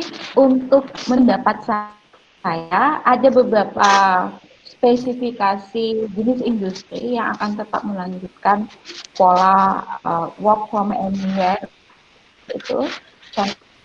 Contohnya kita bisa lihat keputusan Twitter untuk menutup beberapa kantor cabangnya karena sudah beranggapan bahwa bekerja dari mana saja itu sama fungsinya. Tetapi ada beberapa jenis industri, contohnya itu adalah industri suami saya, karena dia itu kontraktor, tidak mungkin tukangnya akan bekerja dari rumah. Jadi tidak mungkin tukangnya akan bekerja via Zoom, kemudian bangunnya itu akan terwujud seperti itu. Jadi mungkin ada beberapa jenis industri yang akan tetap berjalan dengan keberadaan work from anywhere, tetapi ada beberapa industri yang mungkin harus in charge untuk datang ke lokasi atau melayani konsumen secara langsung. Tetapi saya percaya bahwa keputusan perusahaan untuk bergerak dari tangible asset oriented to intangible asset oriented itu akan terjadi. Jadi kalau tadinya beranggapan bahwa saya ketika mau berusaha harus punya kantor yang layak, tapi saat ini saya ketika mau berusaha yang penting punya resource yang memadai, walaupun itu bukan merupakan resource tangible. Seperti itu Bu Unuka, terima kasih. Baik, terima kasih Bu Gina. Oke, kita lihat lagi di chat, mungkin ada beberapa pertanyaan yang bisa kita lihat bersama. Di sini ada pertanyaan dari Bu Wirati ya. Mungkin di sini pertanyaannya adalah bila pandemi telah berlalu sedangkan masyarakat telah terlena dengan kegiatan melalui online, bagaimana masyarakat memiliki profesi tenaga teknisi yang harus terjun langsung? Ya mungkin ini setidaknya tadi sudah terjawab sedikit ya. Mungkin bisa ditambahkan lagi Bu Mahyuni atau Bu Gina terkait dengan pertanyaannya Bu Wirati. Saya pikir justru kalau penyesuaian ke arah sebaliknya jauh lebih mudah ya. Maksud saya gini, ketika sebelumnya tidak pernah digital, harus digital, itu ekstra dia belajarnya. Tapi ketika mengubah dari digital ke konvensional, saya pikir itu hal yang tidak sulit gitu loh. Ya, mungkin masalah ini saja, komitmen saja gitu, kebiasaan. Seperti itu Bu kayaknya. Ya, Sepertinya terima kasih. jawaban saya. Bu Gina gimana? Kalau menurut saya pasti ada pergeseran. Kalau tadinya kita menganggap bahwa suatu perusahaan ketika harus mencari klien harus memiliki misalnya mobil operasional, sekarang mobil operasionalnya mungkin bisa dieliminasi, sudah mulai bisa komunikasi lewat WA dan sebagainya, dan itu dianggap sebagai suatu yang lazim pada saat ini. Jadi pada dasarnya sebenarnya akan ada efisiensi dalam hal investasi di tangible asset. Tetapi saya harapkan setelah perusahaan atau entitas merasakan adanya suatu dampak enaknya ya, ada efisiensi di tangible asset, seharusnya mulailah berinvestasi di intangible asset. Jadi bukan berarti resource yang tadinya kita bisa hemat di tangible asset itu tidak kita belanjakan di kebutuhan-kebutuhan intangible asset seperti itu. Tapi saya rasa akan ada pergeseran dari yang tadinya investasi di mobil sekarang sudah mulai yang digital. Seperti itu Bu Wamika. Terima kasih. Ya, terima kasih Bu Gina. Selanjutnya saya lihat di chat ini mungkin Pak Gong Alit Sumantri ada yang mau disampaikan Bapak terkait dengan isu yang saat ini sedang terjadi.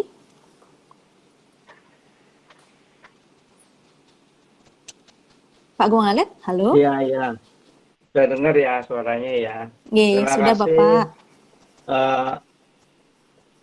Narasumber dan Bu Omika sebagai moderator dan juga teman-teman dari Fakultas Ekonomi, juga adik-adik semuanya.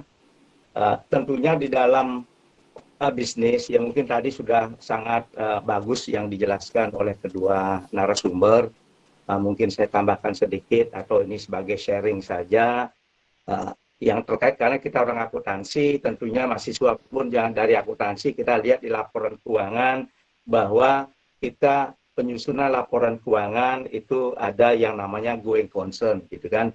Nah, going concern itu artinya keberlanjutan. Jadi sama dengan yang tadi disampaikan oleh kedua narasumber, jadi untuk mendapatkan suatu keberlangsungan itu kan dari segi keuangannya saja. Tetapi ya, tetapi dalam kaitannya dengan di luar keuangan, jadi keuangan itu kan cuma tinggal nyatet saja supaya perusahaannya berjalan dengan baik, laporan keuangannya adalah going concern. Tetapi untuk menjalankan itu tentunya manajemen punya strategi-strategi yang lainnya. Ya, jadi satu hal yang perlu disampaikan bahwa di dalam kondisi COVID seperti ini, ya tentunya kita dituntut untuk merubah segala strategi dan inovasi yang terjadi.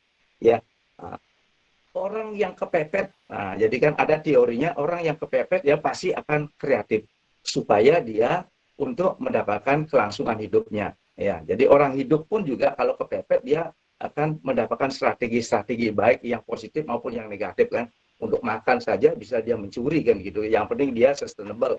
Di perusahaannya yang terkait dengan itu saya sudah sangat sepakat.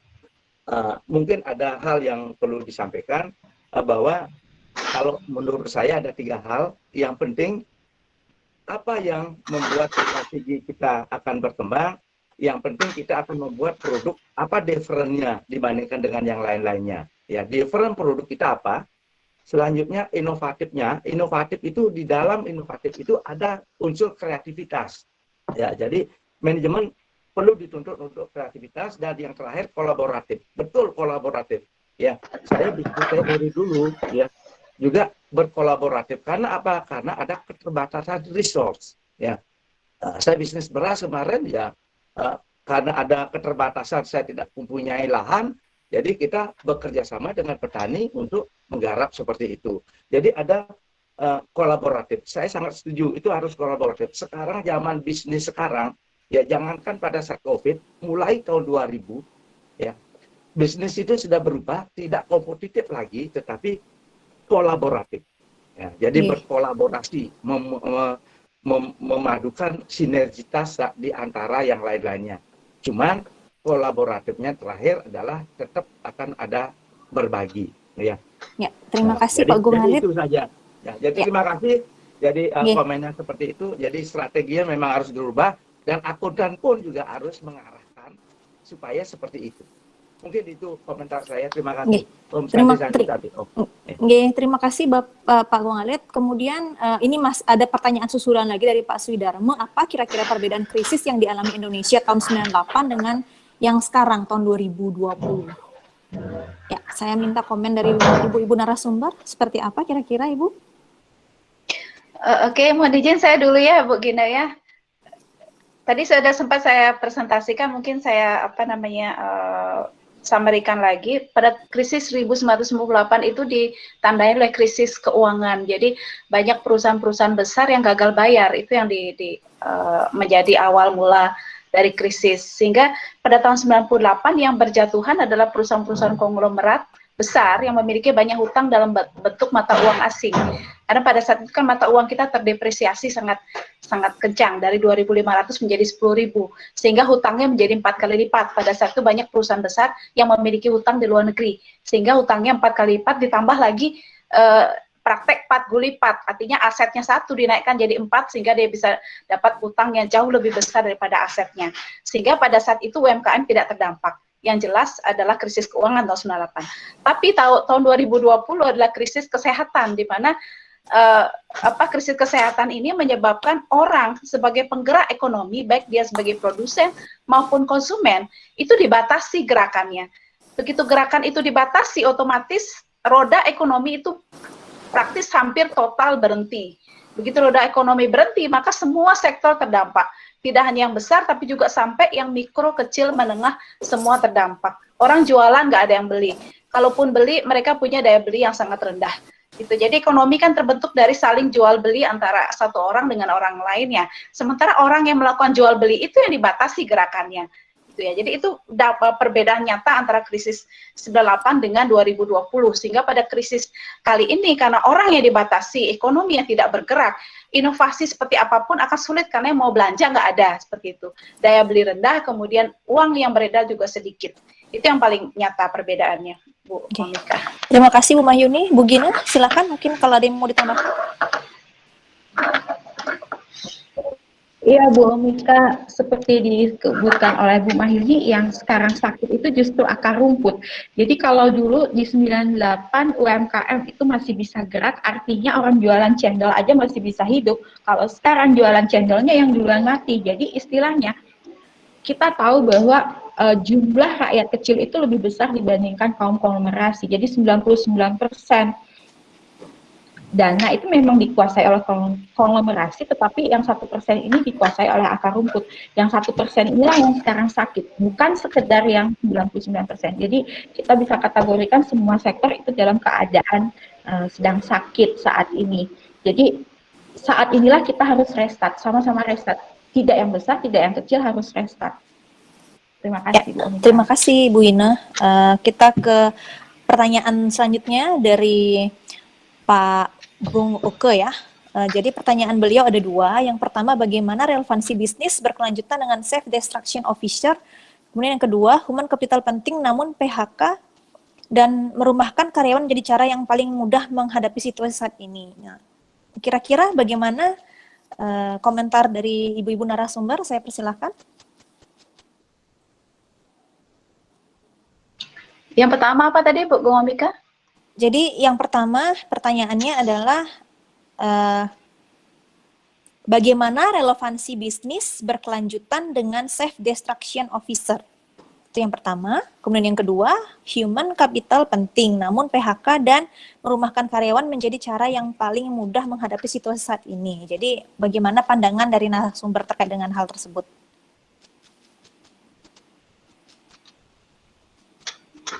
Oke, ini pertanyaan dari Pak Oke ya? Ya, Pak Bung mungkin Oke, ya. Mungkin lebih ke arah diskusi mungkin ya Pak Oke. Pertanyaannya agak rumit ya. Mungkin saya mencoba menjawab, nanti mohon ditambahkan Bapak Ibu yang lainnya. Jadi relevansi bisnis berkelanjutan terhadap self destruction. Menurut saya itu self disruption itulah salah satu upaya untuk berinovasi. Jadi kita terus-menerus menggali apa yang kurang kemarin, terus apa yang bisa kita perbaiki. Jadi dengan cara begitu terbentuk inovasi, melalui inovasi maka bisnis bisa berkelanjutan. Jadi kan sekarang lingkungan bisnisnya memang menuntut inovasi, sesuatu yang berbeda dari sebelumnya. Untuk bisa terus berjalan maka kita butuh terus berinovasi.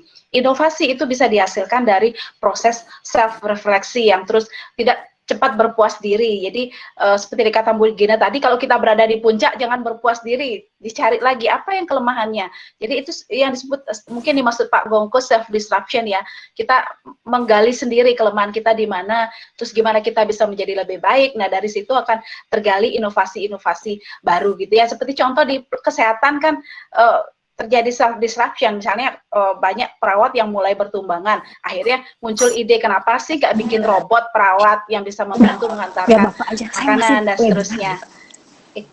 Itu jadi itu bentuk self disruption yang merubah tatanan sebelumnya menjadi tatanan baru, yang sebelumnya perusahaan tidak digital sekarang menjadi digital. Jadi mau tidak mau melakukan dalam tanda petik perusakan budaya perusahaan yang sebelumnya, membentuk budaya yang baru yang berbasis digital. Tentu butuh budaya yang sedikit berbeda dengan yang sebelumnya. Artinya dalam budaya yang baru itu dibutuhkan kemampuan seluruh elemen organisasi untuk mau dengan cepat berubah gitu. Jadi di situ mungkin yang bisa saya berikan pandangan sedikit. Mungkin Pak Gongke bisa menambahkan, Pak Gongalit juga tuh. Silakan Bapak Ibu dosen yang lain menambahkan. Iya.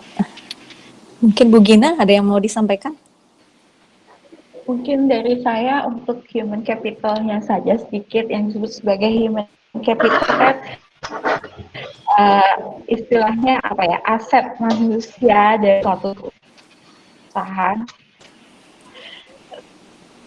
Tadi pertanyaannya adalah, tunggu sebentar saya lihat. Human capital itu penting, namun PHK dan merumahkan karyawan menjadi cara yang paling mudah menghadapi disrupt yang tereliminasi, yang ter-PHK adalah kalau saya sebutkan bukan human capital. Kita harus analogikan ketika kita berbicara GWK, yang manakah yang disebut sebagai human capital? Apakah tukang yang melaksanakan pekerjaan GWK itu, atau Bapak Rudani yang punya ide atas GWK tersebut? Kalau saya masih kepada pandangan bahwa yang disebut sebagai human capital itu adalah Bapak Rudana yang punya ide atas GWK. Jadi human capital menjadi penting dalam suasana seperti ini, karena bagaimanapun human capital lah yang punya ide untuk mengembangkan suatu bisnis atau suatu usaha. Kita sebut saja misalnya Mas Nadiem Makarim itu merupakan human capital dari Gojek. Ya seperti itu. Mungkin itu yang bisa saya tambahkan. Ya. Mohon koreksi, siap disalahkan. Baik, terima kasih Bu Gina. Mohon Pak Gongke kalau ada hal-hal yang kurang mungkin bisa Bapak tambahkan jawaban dari narasumber. Jadi selanjutnya ada pertanyaan dari alumni Undiknas ya, yang juga dulu pernah jadi ketua HMJ akuntansi pada masanya. Dia ikut join dari Jogja ya. Halo Bima, jadi di sini dia bertanya, dia tertarik dengan supply chain, di mana pada masa pandemi pasokan global supply chain benar-benar terganggu, dan Indonesia secara makro masih bergantung dengan global supply chain. Jadi Bima bertanya kepada Bu Mahyuni, apakah ada beberapa kawasan ekonomi khusus di Indonesia yang akan mengubah mindset ekonomi Indonesia untuk mandiri dan membuat lokal supply chain menjadi maksimal. Berhubung Pak Presiden Jokowi juga sedang gencar untuk mendorong UMKM lokal dengan tagar Bangga Buatan Indonesia. Nah, itu pertanyaannya ditujukan kepada Ibu Mahyuni. Bagaimana Ibu, tanggapan Ibu? Halo Bima, apa kabar? Sehat ya? Mudah-mudahan sehat. Ya, makasih pertanyaannya ya Bima. Terkait dengan disrupsi di supply chain, itu sebetulnya tergantung kita, apakah kita mau mengambil itu sebagai momentum. Inilah kesempatan kita untuk bangkit, seperti dikatakan Pak Jokowi ya. Ini kesempatan kita untuk memajukan, kita bisa kok, saya yakin bisa. Selama ini misalnya kok kayak garam aja kita impor gitu loh. Inilah saatnya ketika terjadi gangguan terhadap global supply chain, ini saatnya kita untuk memajukan, kita punya potensi, kita punya segalanya sebetulnya. Ya, untuk pusat-pusat industri sebetulnya sudah ada beberapa daerah yang bisa sudah dikembangkan oleh pemerintah. Tapi yang terbaru adalah tren sekarang adalah banyak perusahaan mulai mengembangkan electric car, ya, electric vehicle yang menggunakan baterai berbahan baku nikel. Dan Indonesia memiliki cadangan nikel terbesar di dunia. Bisa dikatakan makanya kita sebetulnya negara yang teramat sangat kaya. Segalanya kita punya, nikel, tembaga, emas, perak, itu mineral.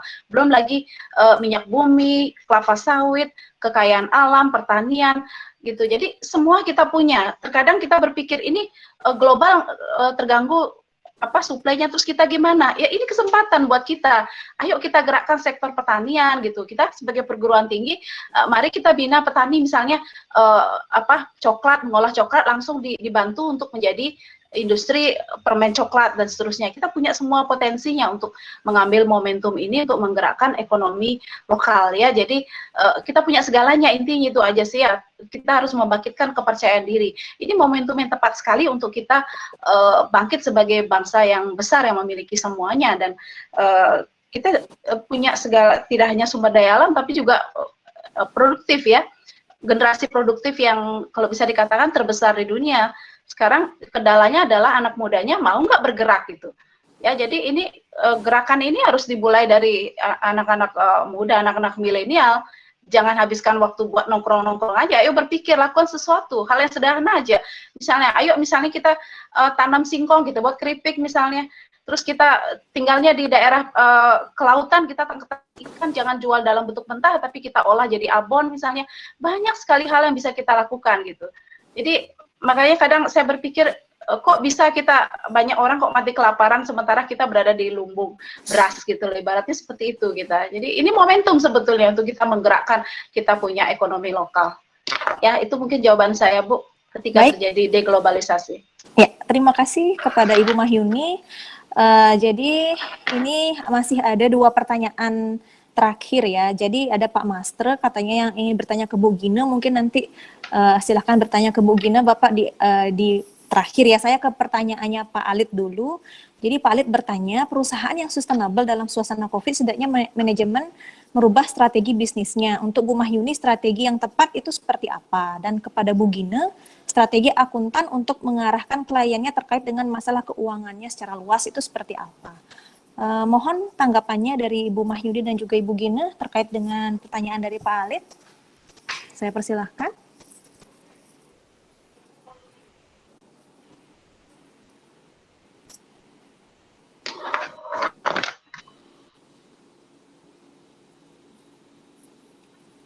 Halo Ibu.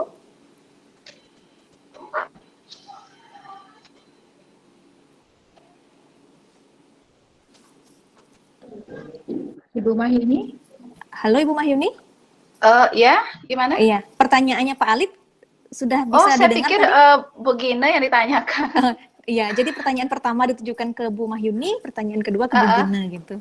Jadi iya, maaf. Saya ulangi pertanyaannya Bu ya, yang untuk ke Ibu. Jadi perusahaan yang sustainable dalam suasana COVID setidaknya bisa merubah strategi bisnisnya. Itu seperti apa kira-kira strategi yang tepat?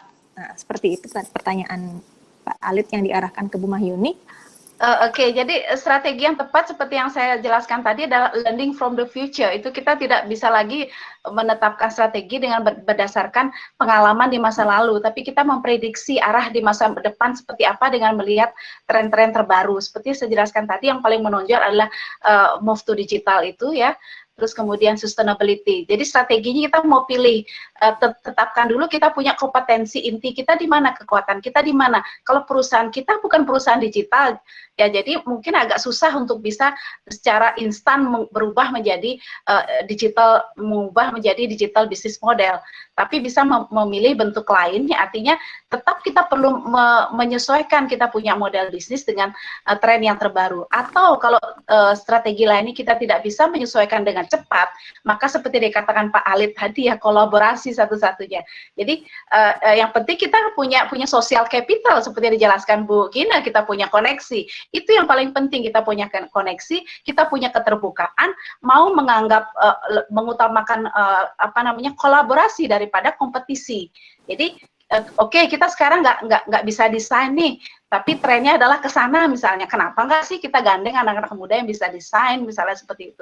Jadi bisa, yang penting adalah untuk strategi pertama tentu saja kita harus belajar dari masa depan, memperkirakan tren di masa depan kan seperti apa, kemudian kita menyesuaikan, kita punya model bisnis dengan untuk memenuhi kebutuhan tren, kebutuhan konsumen tersebut. Kalau kita tidak punya kemampuan itu, kita kolaborasi, kita gandeng orang yang mampu. Mungkin itu secara garis besar ya. Jadi ada beberapa contoh itu yang perusahaan yang berhasil dengan berkolaborasi. Contohnya simple banget, misalnya ada sebuah platform yang dia mengorkestrasi orang-orang yang suka desain, kemudian orang-orang yang menghasilkan baju sama beberapa jenis usaha yang lainnya itu diorkestrasi sampai ke 3D printing itu diorkestrasi, sehingga orang kalau mau beli misalnya baju desainnya mau kayak ini, dia tinggal pilih, kemudian cetaknya di mana, kirimnya dari mana, itu memungkinkan sekarang. Jadi sekarang banyak sekali tipe-tipe bisnis yang sangat terbuka, nggak jelas lagi batasnya, itu nggak jelas lagi ini perusahaan apa, perusahaan transportasi bukan, karena dia ngantarkan makanan, dia juga memberikan pelayanan pijat seperti Gojek contohnya. Itu kan kekuatannya adalah justru pada kemampuan mengorkestrasi gitu. Sehingga sekarang strategi bisnis itu secara umum adalah core-nya, intinya adalah kemampuan untuk bisa berkolaborasi dan mengorkestrasi berbagai kekuatan. Itu nggak mesti kok kita menguasai semua hal, yang penting kita tahu orang, kita punya social capital, kita bisa mengorganisir dan bisa mengorkestrasi orang-orang yang punya kemampuan yang kita butuhkan untuk menyesuaikan kita punya bisnis model. Tapi intinya adalah untuk situasi seperti ini, setiap tipe bisnis yang bisa bertahan adalah tipe bisnis yang bisa dengan cepat beradaptasi, dengan cepat berinovasi. Maka lingkungan bisnis yang diciptakan adalah harus lingkungan bisnis yang mendorong setiap anggotanya berani bersuara, berani mengungkapkan pendapat yang berbeda, berani menyampaikan inovasi dan kreativitas. Itu secara inti core-nya untuk bisa menetapkan strategi yang tepat. Tapi untuk kapabilitasnya bisa berkolaborasi, itu sih intinya, Bu Monika. Ya, terima kasih Bu Mahyuni. Selanjutnya Bu Gina, mungkin tanggapannya seperti apa terhadap pertanyaannya Pak Alif tadi? Terima kasih Pak Alit, pertanyaannya luar biasa ini. Bagaimana mengarahkan kliennya terkait dengan masalah keuangannya secara luas. Dan semua industri sekarang sedang bermasalah dengan masalah keuangannya. Yang lain fine, tapi masalah keuangannya yang lagi kacau, seperti itu. Oke, mungkin satu hal saya mulai dari, kalau menurut saya kita harus mulai dari greedy management. Jadi jika perusahaan masih menyimpan terlalu banyak tangible asset, yang mana tangible asset ini kemudian menimbulkan biaya, berarti kita sudah terperangkap dalam greedy management. Karena saya misalnya suatu perusahaan yang punya sampingannya banyak memelihara mobil, kemudian banyak memelihara tangible asset lainnya, itu mungkin strategi terdekatnya adalah cash is the king. Jadi kita cashkan, atau kita bisa mengelola konsep hutang dalam hal ini, bagaimana kita mengarahkan hutang-hutang yang tadinya berbunga tinggi agak lebih untuk relaksasi, atau menjual aset untuk menutup hutang yang berbunga tinggi. Itu mungkin saran saya untuk dalam waktu dekat. Kemudian efisiensi di sisi biaya bisa kita lakukan mulai dari meniadakan kegiatan-kegiatan yang sifatnya itu tidak mendukung kontinuitas, bukan sustainability, kontinuitas perusahaan dalam waktu dekat.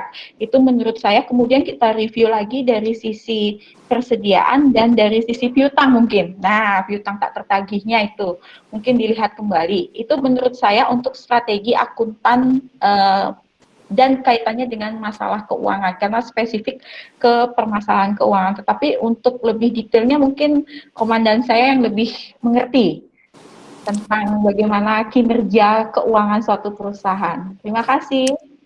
Baik, terima kasih Bu Gina.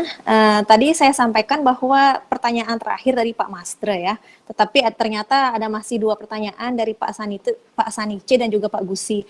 Mohon maaf sebelumnya Bapak, karena waktu kita terbatas, jadi nanti mungkin untuk pertanyaan Pak Sanice dan Pak Gusi bisa langsung japri ke Bu Mahyuni ataupun Bu Gina.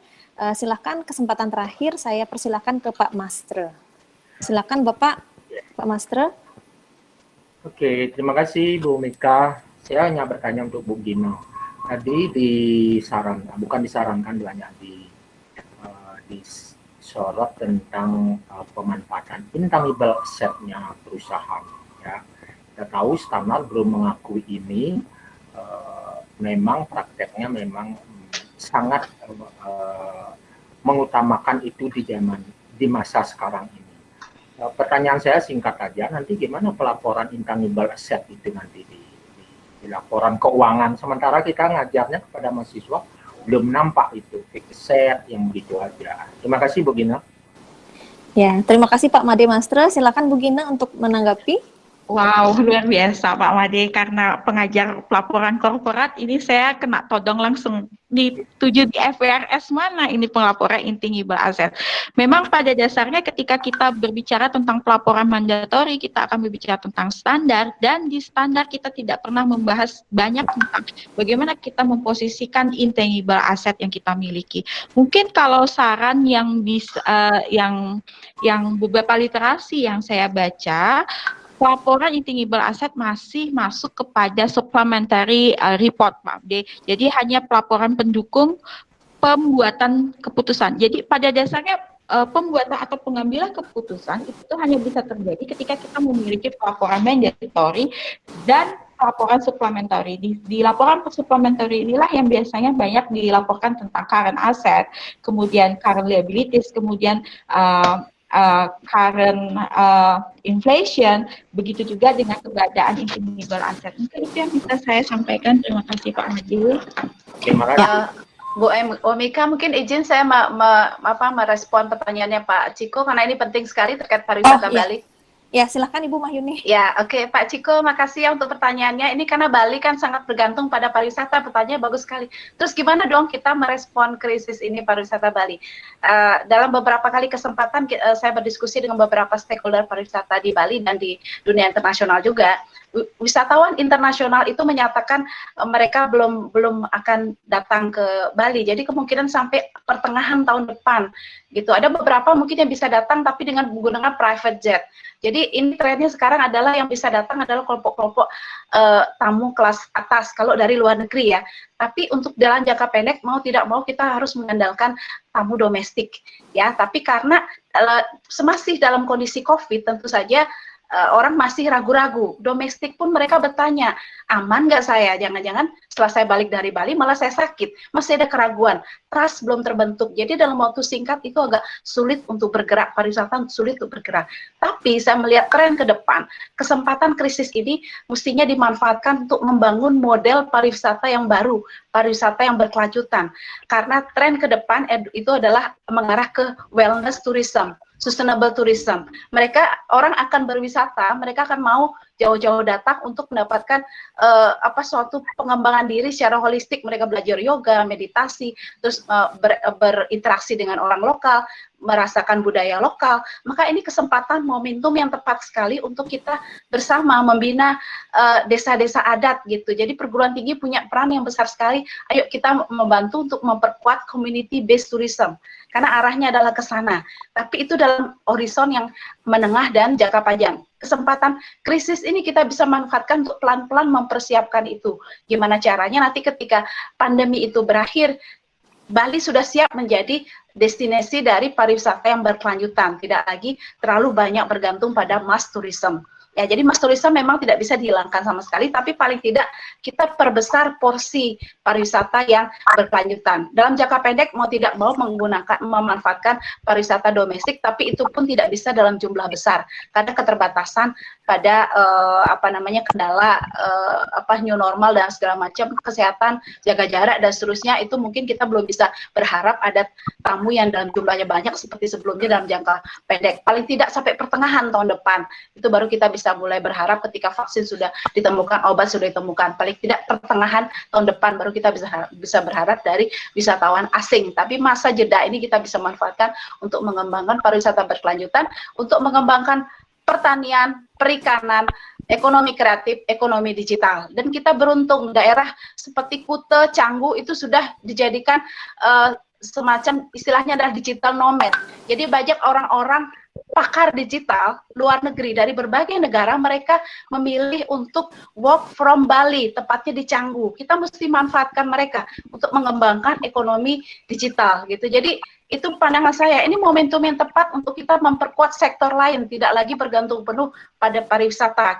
Ayo kita perkuat ekonomi kreatif, kita perkuat ekonomi digital, kita perkuat pertanian, kita perkuat industri pengolahan pertanian, industri pengolahan perikanan. Ini momentum yang tepat, tidak lagi terlalu banyak bergantung pada pariwisata. Dan di sini peranan kita perguruan tinggi untuk bisa membantu masyarakat dan UMKM, kemudian desa adat, EPD untuk membenahi segala sesuatunya sehingga kita tidak lagi bergantung penuh pada pariwisata dan ekonomi kita bisa lebih tahan terhadap krisis gitu ya Bu Omika. Mungkin ringkasan dari saya. Baik, terima kasih Bu Mahyuni. Jadi kata Bu Omika untuk Pak Gusi, Bu Omika.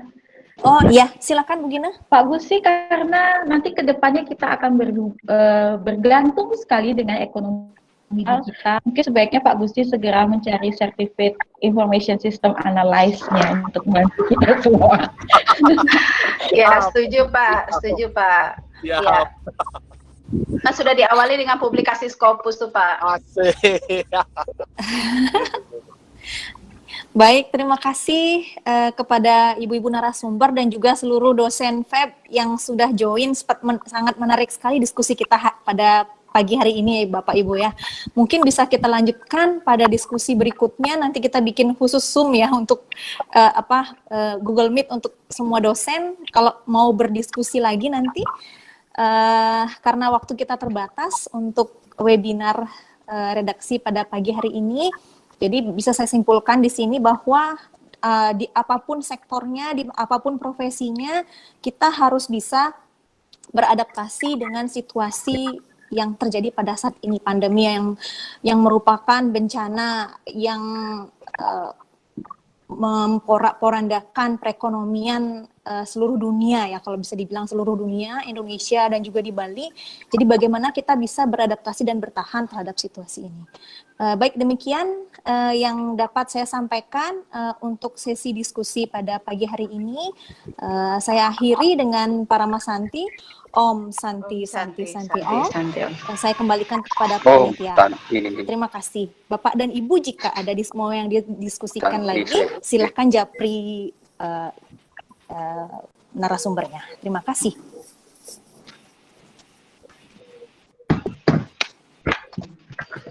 Terima kasih.